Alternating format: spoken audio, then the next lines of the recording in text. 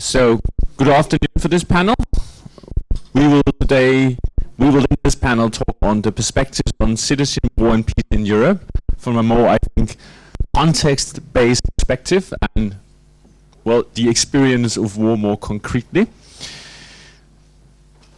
I situated my three panelists from what I said was the most frozen conflict of Georgia, where you have the two occupied regions of Abkhazia and Ossetia. Further on to Armenia, where there is a warm war, more or less, or you struck a peace deal under Trump. With Nagorno-Karabakh being occupied, yes. On to the, let's call this the warmest conflict war in Ukraine. So with me in the panel, I have His Eminence Metropolitan Marquess, I'm not going to pronounce it correctly, Zongguzi, from the Evangelical Baptist Church. Yes, this is going to be, troublesome for a Scandinavian to pronounce all the names. The Evangelical Baptist Church of Georgia. And from the Armenian Apostolic Church, we have His Grace Bishop Ilan Petrosyan, representing the Armenian Church, but based in Vienna. And from the Ukrainian Orthodox Church, we have His Eminence Metropolitan Yestravi. We will do it in this manner that I already prepared the panel with three overall questions I would like you to reflect upon, and you will get 7 to 10 minutes each before we'll open with a conversation between you three and end with a inclusion of the rest of you with questions and comments. So what we ask you to reflect on, just to include all of you, is first of all how your churches, the Armenian, Georgian and Ukrainian churches, relate to Europe. What does it mean for you and contain for you to be a church and be a part of Europe? And what does Christian citizenship in Europe signify in your church and in your context? The second question is related to the European Union. Your countries have, of course, different relationship to the European Union. Some of you are part of the EU partnership policy, some of you are in accession talk, and some of you are in, let's call it, negotiation when it comes to Ukraine. But we would like to hear what your country and your hope for this relationship with the European Union. And also, what is your role in this Europe that is taking shape of today?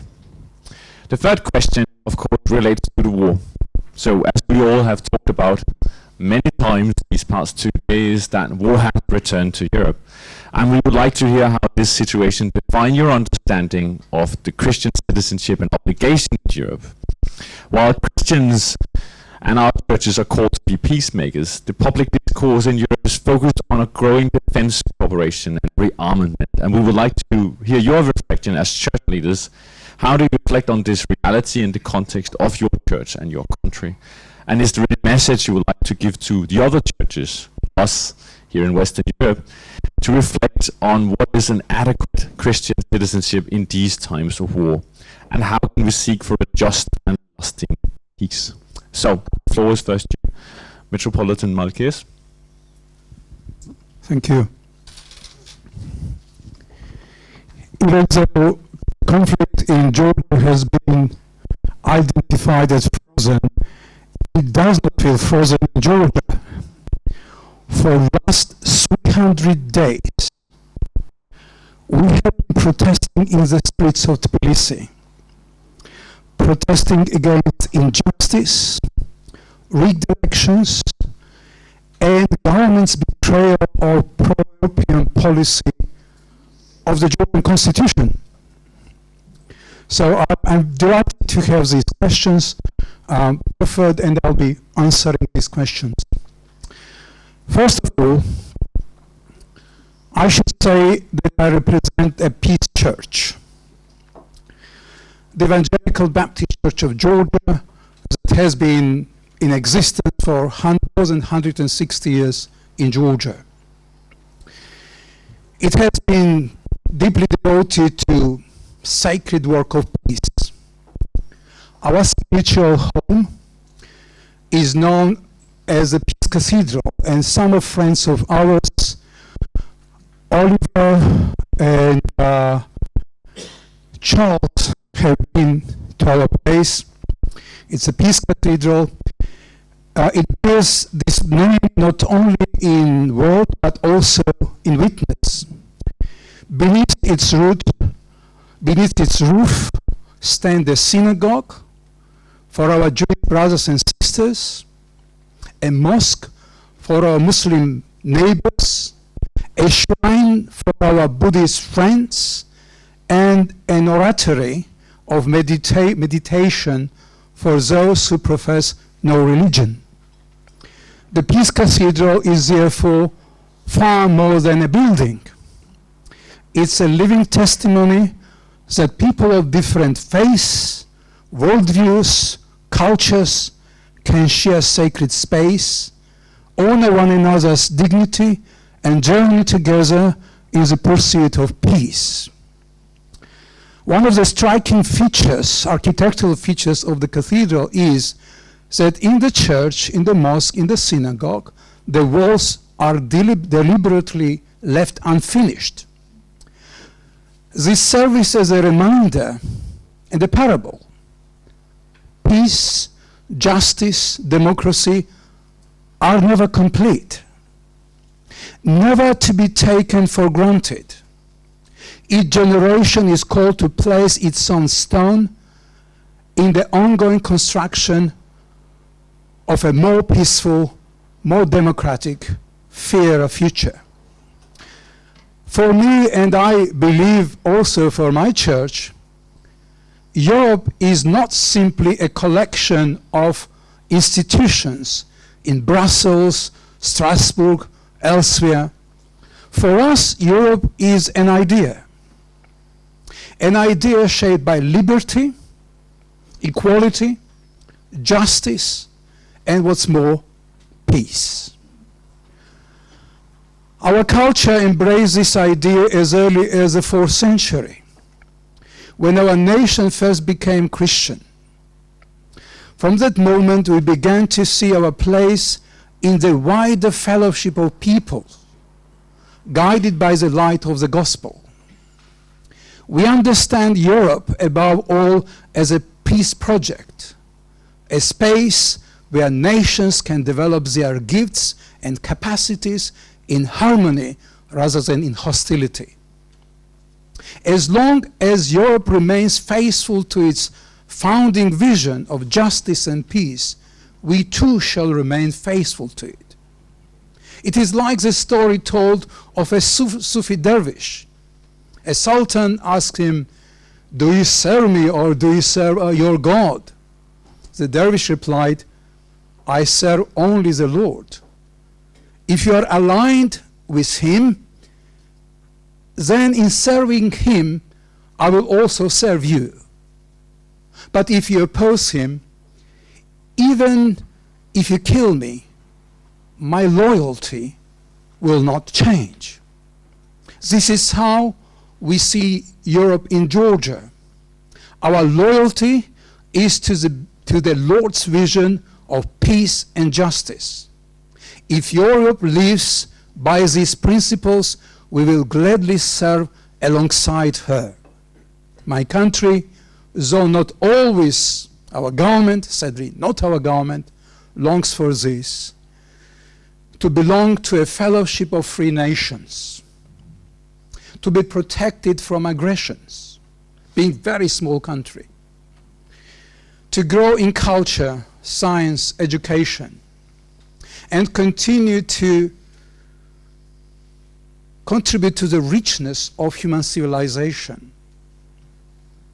We would like to contribute to Europe by being a voice of acceptance, inclusion, freedom.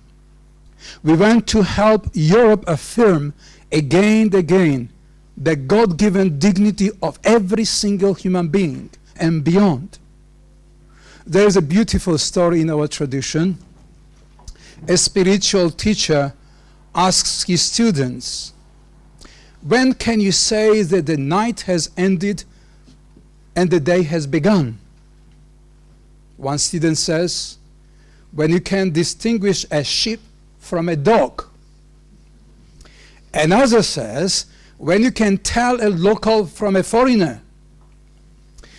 Another says, when you can distinguish a European from non-European. Another says, when you can tell whether someone is rich or poor.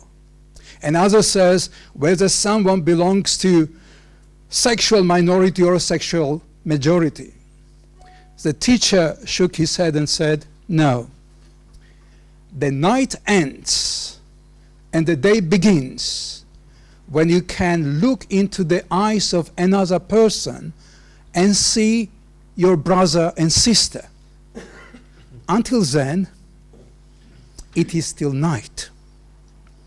As Georgians, we want to work towards the dawn, the day when we see siblings, not only in the eyes of other human beings, but also in the eyes of all creation, animals, birds, that in Europe, this is the Europe we long to help build. The New Testament clearly teaches us two truths that stand side by side: respect and loyalty to the authorities, earthly authorities. Romans chapter 13 reminds us that the governments are meant to preserve order and justice, and Christians are called to honor them. On the other hand, supremacy of God's kingdom. The Acts in chapter 5, verse 29 reminds us we must obey God rather than men. Our deepest loyalty belongs to Christ the King, not to the earthly rulers.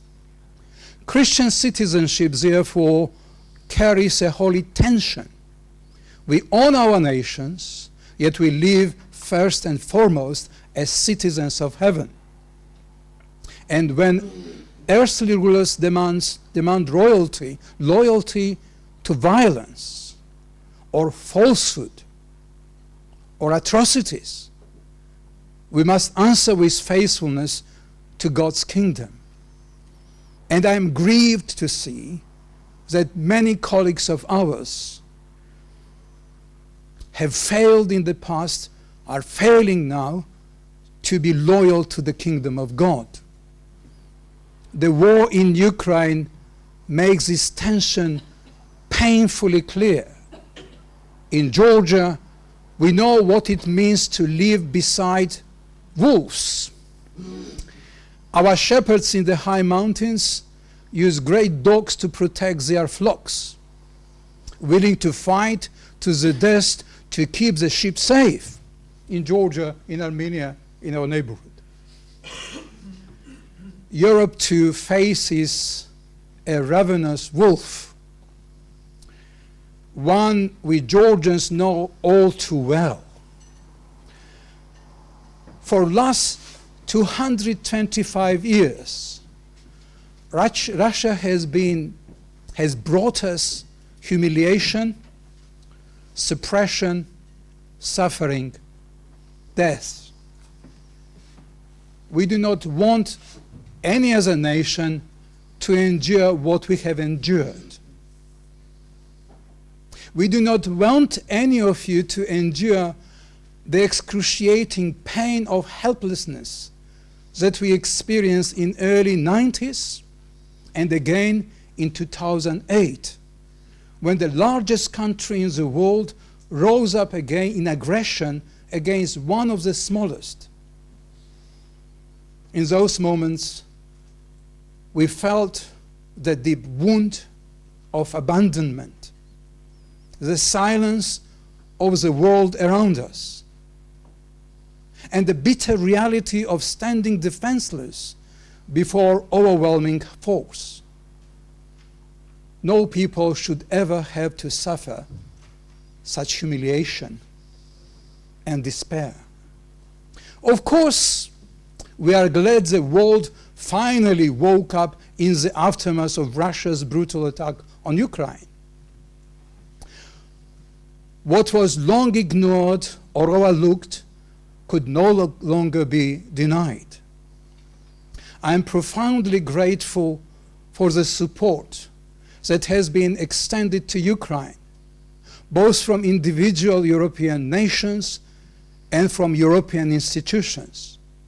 This solidarity has brought hope in the minds of the despair and has shown that when Europe stands together, it can be a true force for justice, for peace. As churches, we must also be shepherds who protect our folks. But no one shepherd, no one church, no one nation can stand alone. Only in solidarity, only in shared strength can we withstand the wolves that threaten peace, justice, and fairness for all. Yes, we are people of peace, and at the same time, peace does not mean being passive. Peace is not a noun, it is a verb.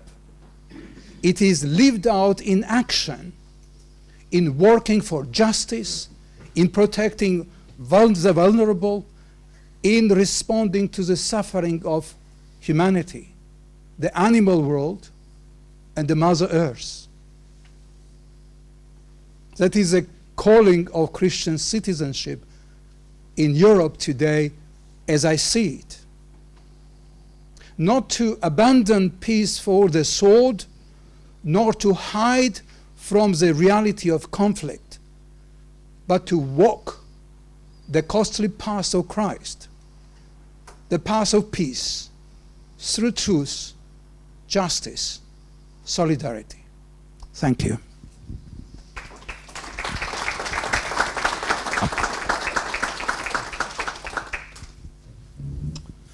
Thank you very much, dear sisters and brothers in Christ. It's an honor and joy for me to be today with you in this wonderful city of Nyborg and to speak about our theme, which is timely and very important. And I have some reflections from the Armenian side, and it will be pleasure for me to present to you my reflections. Yes, war has returned to Europe and divisions are growing, and the great dream of Europe as a space of peace, justice and shared values is under huge pressure. For Armenia, these words are not theory, they are daily life. We're a small nation on the edge of Europe, perhaps 4,000 kilometers from Hotel Nyborg. But we are proud to be the first country in the world to accept Christianity in the year 301.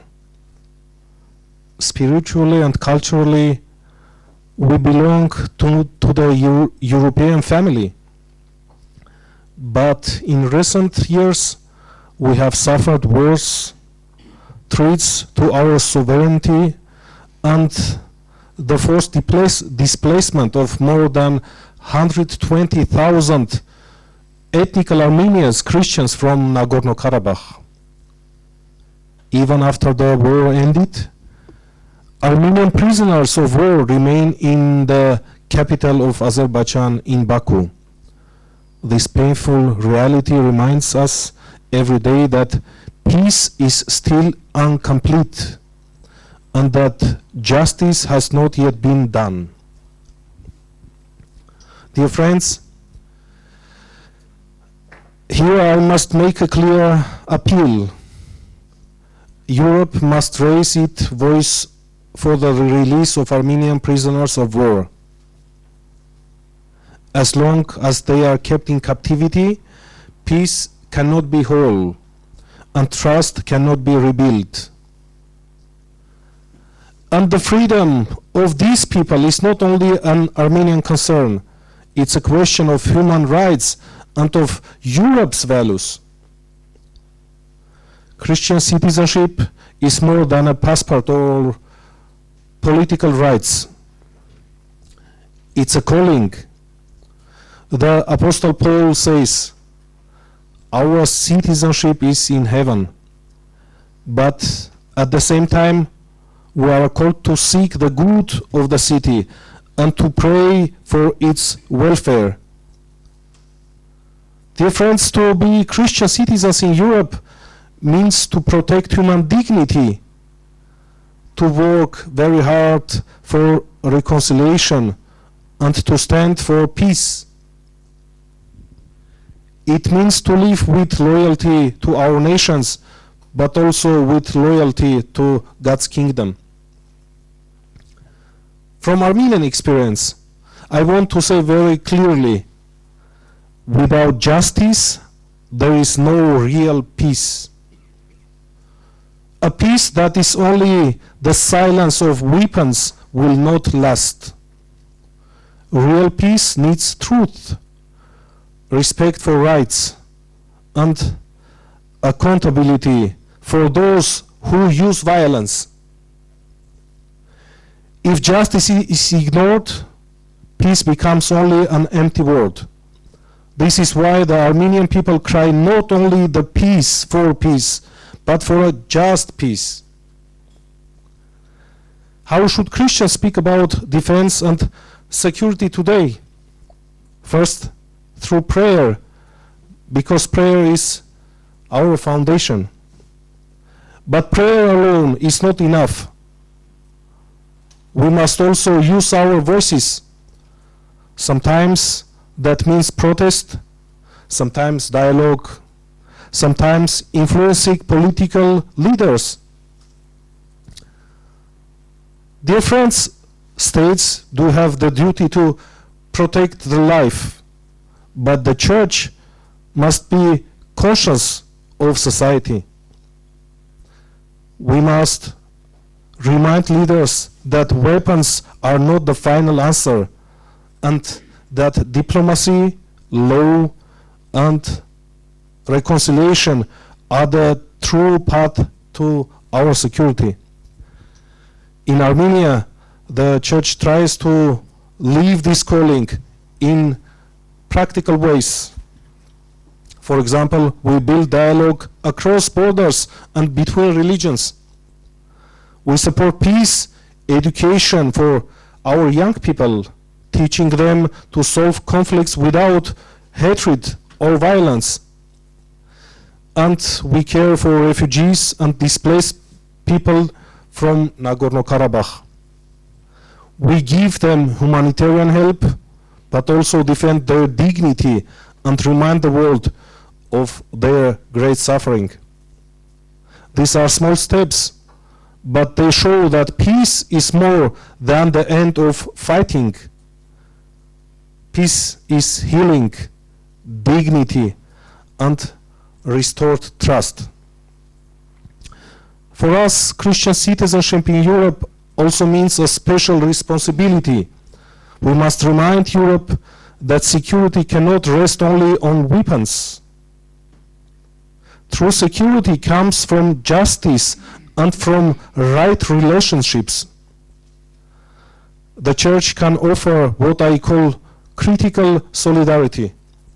We work with our societies in their search for safety, but we also speak prophetically when they forget justice.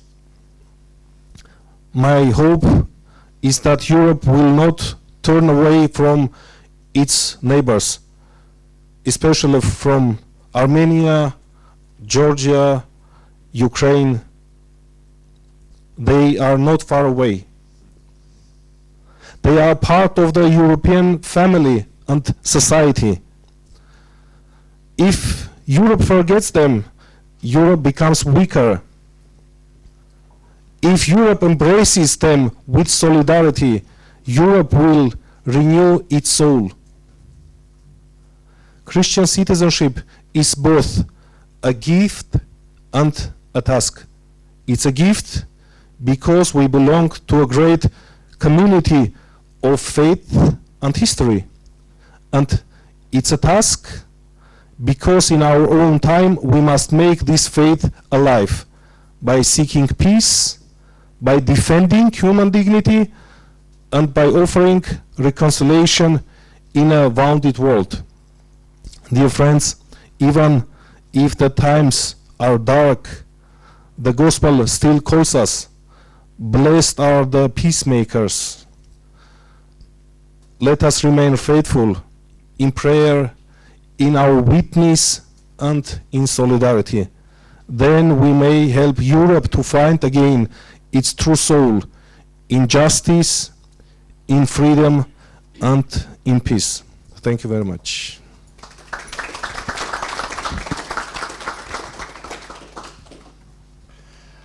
Thank you very much for this wonderful opportunity, a little bit far from the war, in wonderful environment to share our knowledge and to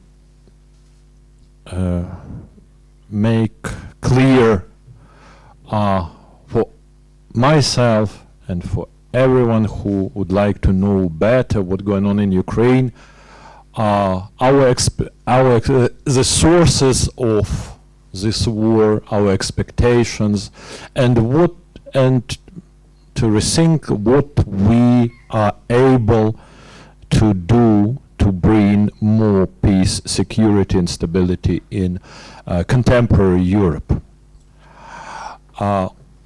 First, your question was about what for our nation meaning to be European. From our perspective, we as a nation choose to be European, to be integral part of European family when Great Prince of Kiev Volodymyr decided to establish his state as Christian state, and from that time when baptism of Kiev and Rus, Kiev and ancient state been performed, we as a nation became a integral part of European family.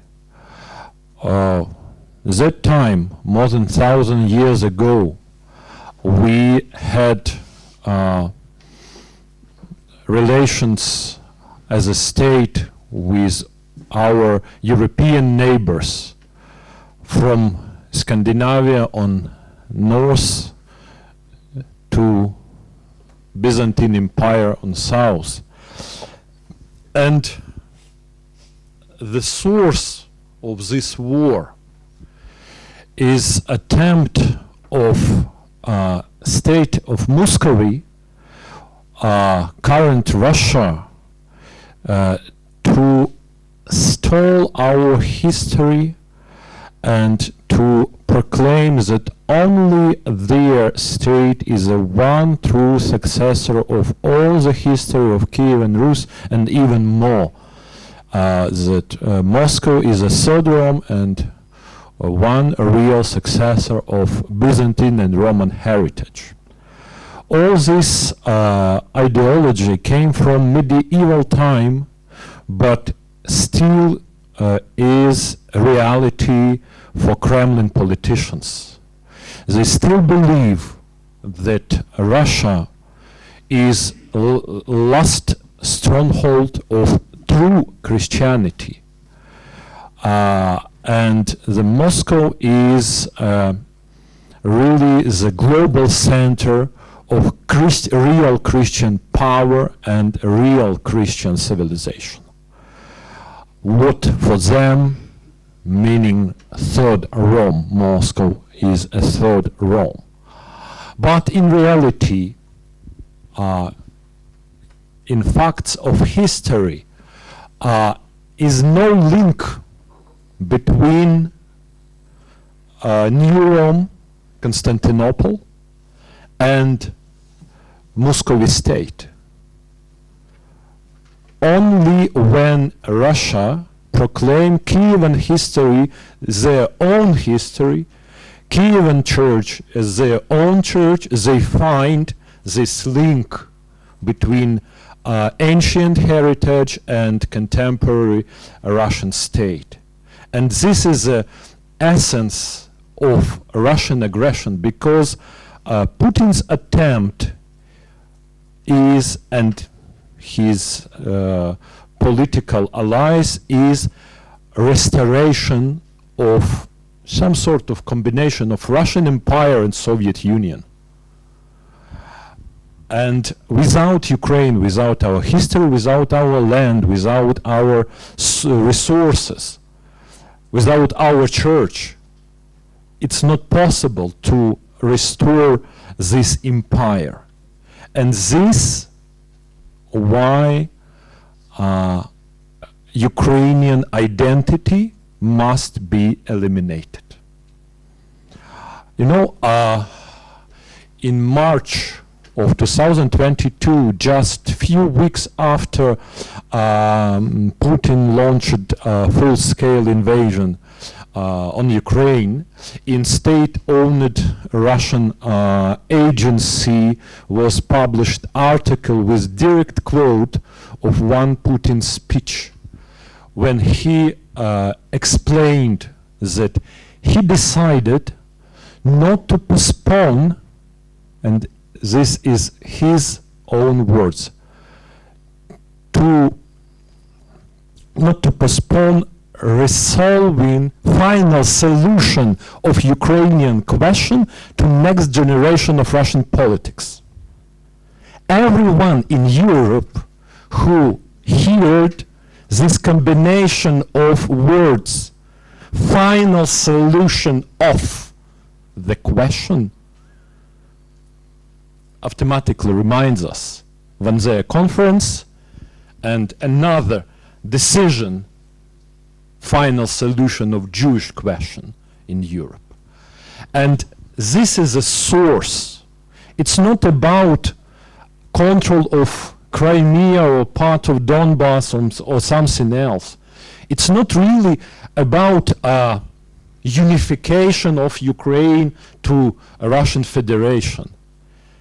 It's about really final solution of Ukrainian question, elimination of Ukrainian identity, because in Putin's mind and in political understanding of Russia, Ukraine never existed. It's a fake state, it's a fake nation, it's a fake history created by someone, no matter Lenin or headquarter of Austrian-Hungarian army. It's not joke. One of Russian politicians told that Ukrainian identity created in headquarter or in Vienna by Austrian-Hungarian generals to divide great Russian Empire. And for us Ukrainians, to be European, it's to be free, to be independent, really to live. Because if we will not be Europeans in self-understanding, in our government, social life, we will not survive. Because we can see on examples of temporarily occupied territories where Russia came, there is no freedom. Specifically, no freedom of religion. All communities which are not loyal to occupiers being persecuted on a regular basis, no matter Orthodox of our church, Catholics of both rights, Protestant, Jews, Muslims. And we know well that as further Russia came forward on Ukrainian land, the space of freedom shrinked. And you know, during the time of Revolution of Dignity, at the winter of 2013-2014, when Ukrainians peacefully protested against a decision of Yanukovych government not to sign agreement of association with European Union. At that time, many European politicians told that no one European nation died under EU flags. For many European countries, members of European Union, the symbols is the symbols of some sort of existed benefits, bureaucracy, free travel, all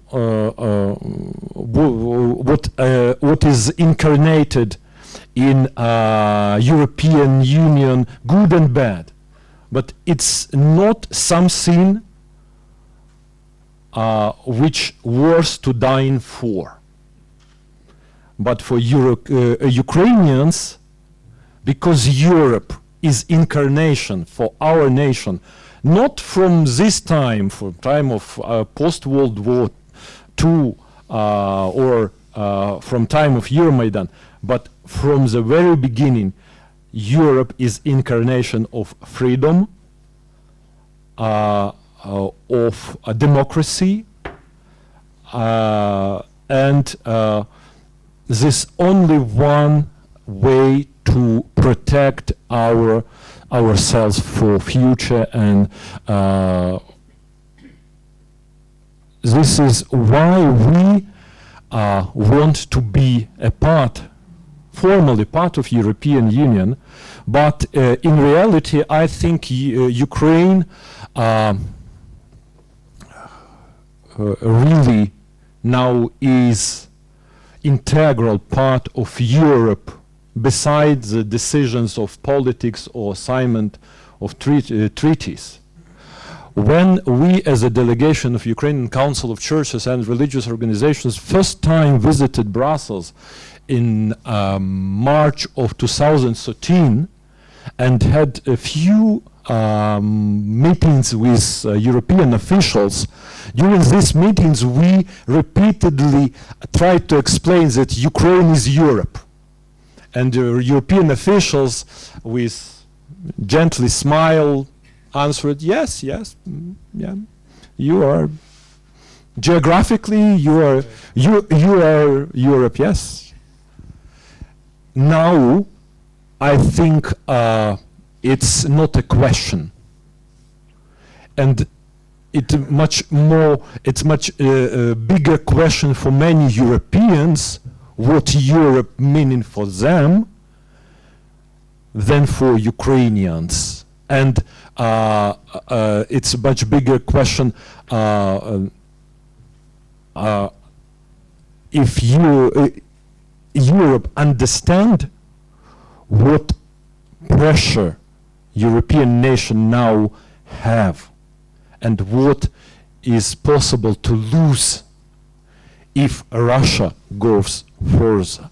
And last but not least, I thanks for presentation which was before about history of CAC and about a time of Cold War, because experience of that time, I think, will help us to understand better what's going on now.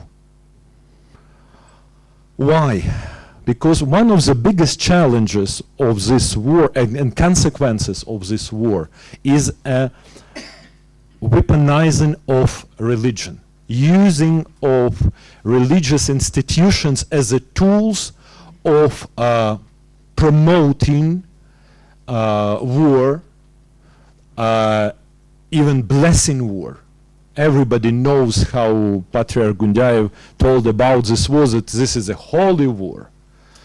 He told that Russia is a country with a unique history which never invade any other country. It's a question how small Moscow Principality became a big Russian empire, not invading any other country. But on Ukrainian example, we can see how it's possible. You just proclaim my land as your land and came to me to protect your holy borders. What Russia did anywhere, including Syria or Afghanistan. But during the Soviet time was huge difference from current situation, because on that time was a huge ideological gap between churches and communist governments.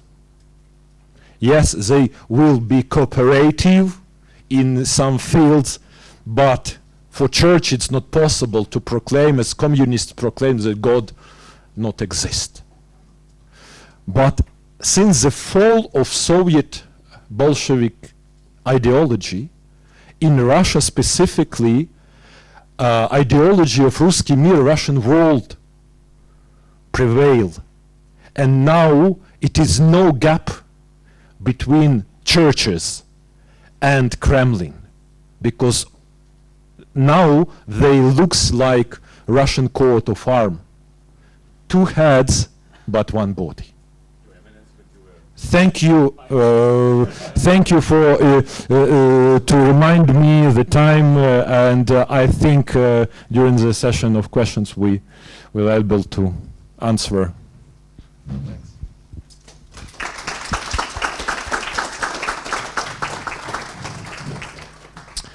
Yes, I think we will go straight to question to keep in line with the time schedule. Thank you to all three of you for being example of non-Russian aggression. They never invaded a country, and we have, well, three examples here. So question, comments to the panel?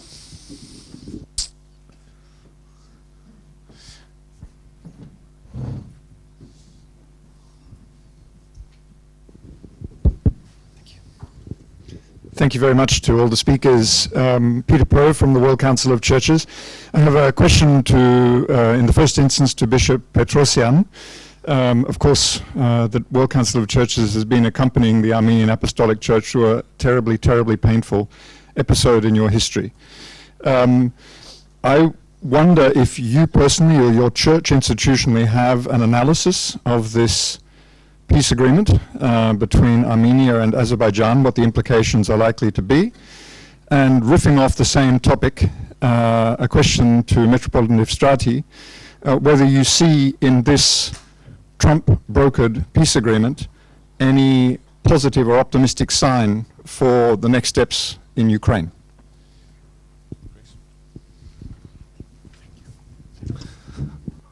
Thank you so much for your question. It's not non-official agreement between Armenia and Azerbaijan, but it's not official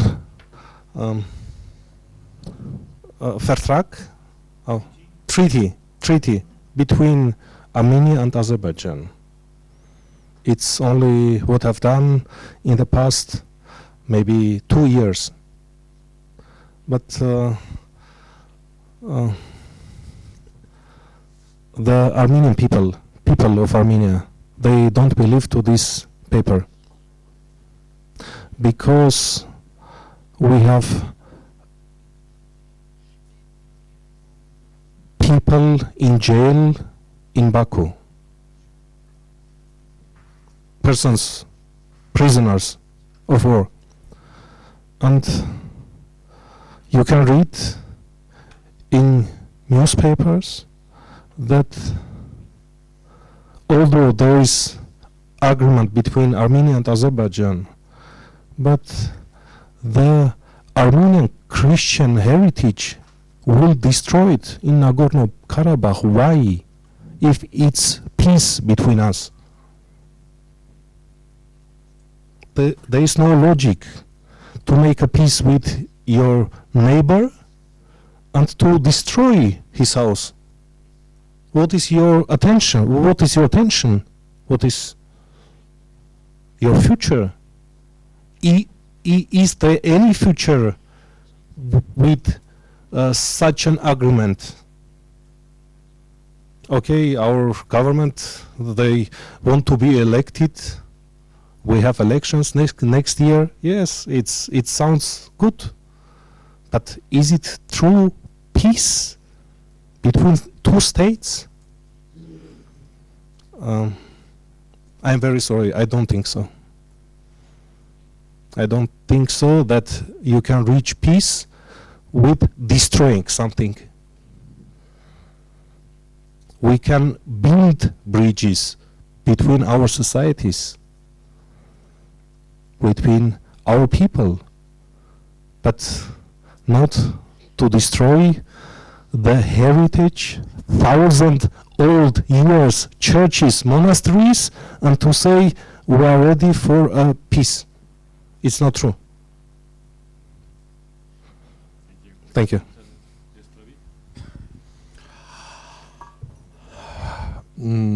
I think, first of all, I think that even President of United States don't know exactly what it meaning the peace deal or peace treaty what is proposed to Ukraine and Russia, what is the final shape of such possible agreement. But you know, our president and we share position of president and government that we have some red lines which are not possible cross. Ukrainian sovereignty, existence of Ukrainian state must be secured. We must have guarantees that Russia not launched another one aggression in 1 or 2 or 3 years. Because we had just in front of us, we had example of peaceful negotiations. We had ceasefire. If somebody told you must have ceasefire, we proclaimed during the Minsk process, Ukraine and Russia proclaimed numbers of ceasefires. More than 200 rows of negotiations had happened in Minsk. Not 1 or 2, 200. But Russia used this time from September 2014 till February of 2022 as a time to be well prepared and to conquer and overcome Ukraine for few days or few weeks. And we must have real security. We as a country in Budapest 30 years ago reject our status as a nuclear country and give all our nuclear weapon to Russia in exchange of assurance of security. Where is our security? Where is our nuclear bombs? We know where they are. But where our security? Why we are not secured? And we must have not just wonderful, beautiful tweet in internet, which will be forgotten tomorrow, but we must have real documents and mechanisms of their implementation. Yes, we understand that part of Ukraine will be occupied for some time. It's not possible at once to liberate all the territories. we postpone this question to next time, when Russia became from dictatorship to democratic country, and maybe voluntarily release these hostages like had happened with Soviet Union, because Eastern Europe not liberated by army, but liberated by idea of freedom for all. But my last point is that if President of United States and United States as a leader of NATO and real leader of free world, we share or not this concept, but this is true. This is the biggest and powerful country in democratic world now. If he and his country will not able to force Russia to have peace agreement, no one will able. And we must pray to God to give a wisdom and strength to United States, NATO, European countries, leaders of the free world, to find this appropriate, way to force Russia, stop this war, and have this peace agreement. Thank you. Anas had a question.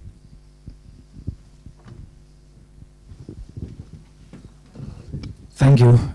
Thank you very much, all three of you. So interesting to listen to. Bishop Petrosian, I would like to hear, is it possible today, as an Armenian, to live in Nagorno-Karabakh? How many are left since the war?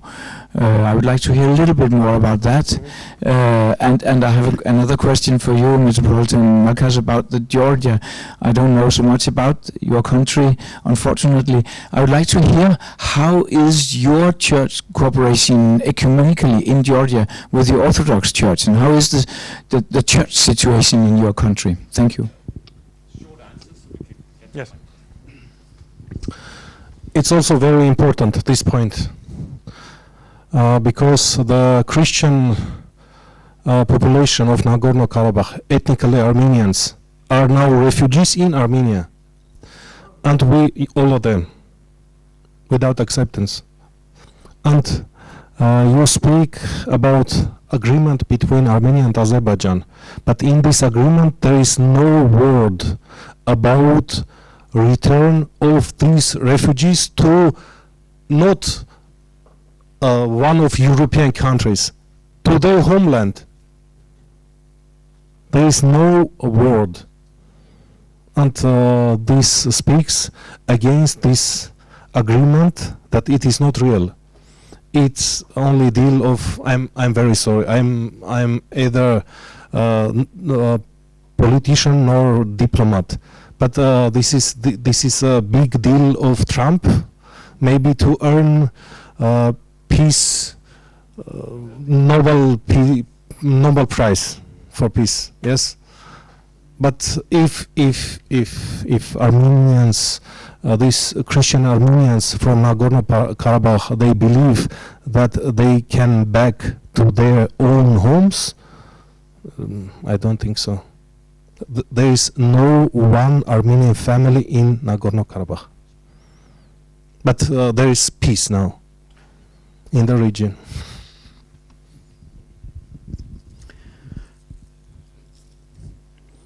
Georgia is one of the ancient Christian countries in the region.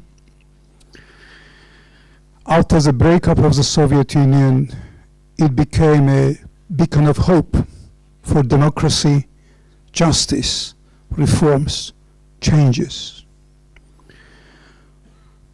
For 3 decades, we saw incredible changes taking place.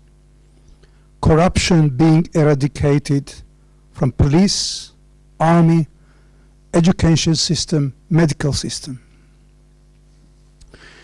We have also seen unprecedented development of the country, its infrastructure, its policies. But in 2012, the country was taken over by an oligarch who made money in Russia, big money. And since this time, we as a country have been hostages to him, because immediately in the aftermath of war in Ukraine, the oligarch decided that there is no way Ukraine can win the war, and therefore decided to choose a policy of appeasement with Russia, which caused enormous division in the country. Overwhelming majority of Georgians are for freedom, and overwhelming majority of Georgians are for European integration, and overwhelming majority of Georgians are supportive of Ukraine. Thousands of Georgians are now working and helping Ukrainians in their struggle. And we have also received thousands of Ukrainian refugees we are looking after.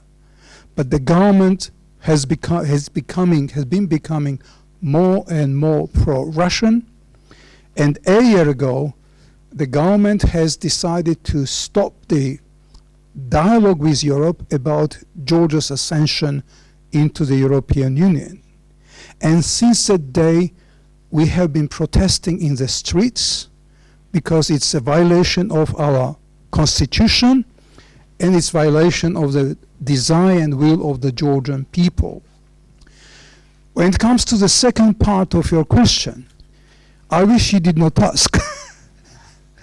It's a very painful question indeed.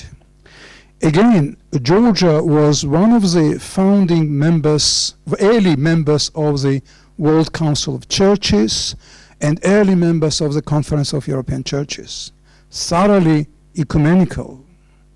The Patriarch of Georgia initiated unprecedented dialogue in the country. For instance, my predecessor would regularly preach in the main cathedral in Tbilisi, and their clergy and theologians would preach in our cathedral, and there was theological dialogue going on, which produced a fascinating document. Until mid-90s, when the Patriarch, who was sort of champion for ecumenical thought and movement in Georgia, all of a sudden became anti-ecumenical. He publicly apologized for mingling with non-Orthodox churches, praying with non-Orthodox clergy, and eventually the church withdrew both from the World Council of Churches and the Conference of European Churches. So the word ecumenism is not a good word in Georgia any longer. However, there is a cooperation of some churches, ecumenical cooperation of some churches in Georgia. There are 4 strong supporters of ecumenical movement. The first is Armenian Apostolic Church. Second is Roman Catholic Church in Georgia, Evangelical Baptist Church of Georgia, my church, and Evangelical Lutheran Church. These 4 churches have been supporters of ecumenical movement in the country and have been encouraging others to share ecumenical ideas, which is sidelined in the society. Yes? Anas, we don't really have the time. We have to take the last questions. I'm sorry, you have to take it in the break. Okay. Beate, you have the last question, and then we have to round up. Sorry, Anas. Thank you. I'm Beate from Church of Norway. Thank you to all the presenters for very challenging inputs. I have a different kind of question, and this could probably take forever, so it's for all of you. And that is, when earlier today we heard about Orthodox ecclesiology from Estonia, and now I hear also that in Russia something is changing. Something has changed after the Soviet era in how the church is understanding itself vis-à-vis the state or in collaboration with the state, and how can we go as far as to say that there is a rewriting of church history and understanding the role of the Russian Orthodox Church in church history? And are there, what are the reactions and inner Orthodox, in the greater Orthodox family, church family? What are the reactions? Could you comment on that? I would say, first of all, that Katarina and the Pathway to Peace have a whole seminar in December, 2 days, just on that question, Beate. So you will go to Helsinki for a full answer, but yesterday you will get a short. Yeah, it's really a topic for 2 days conference, or even 3 days conference. I try to be very brief. First of all, please remind that Russia, for all their history, have no experience of democracy. And Russian Church, as a structure, have no experience of independency from the state. Even during the Soviet time, you know well how Soviet authority controlled the top hierarchs and the government of Russian Orthodox Church. And this is not something new for Russian Church to be loyal to Kremlin. Because as a structure, I try to explain every time that in our mind we must divide when we're talking about Russian Orthodox Church. One part of our thoughts must be about Russian Orthodox Church as a community of believers, historical community of believers, wonderful examples of saints, of martyrs, of theologians, and other real people of faith. And other part of our thoughts is about governing body, Moscow Patriarchy, which recreated by Stalin's decree in 1943. And this institution with church title really is a governmental institution to control the church life and to poison church life by governmental ideology.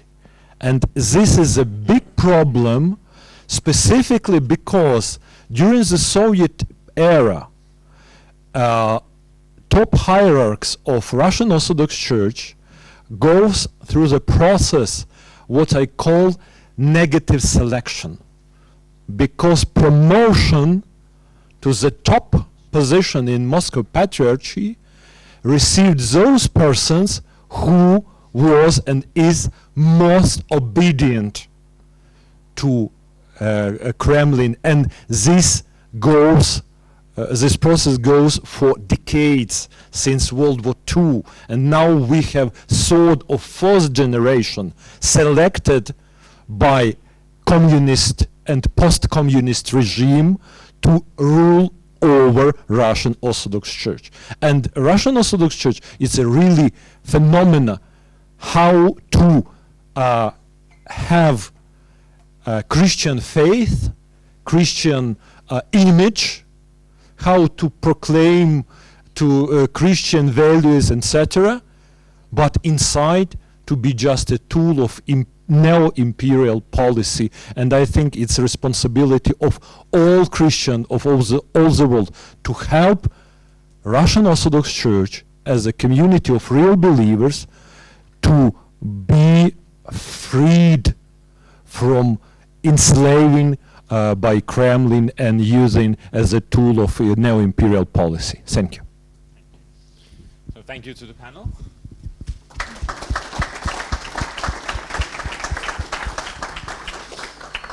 So as you realized, by we are cutting things short, that we are a bit over time, we will now take 10 minutes break, and then we will be back here with the final panel of today. So 10 minutes break.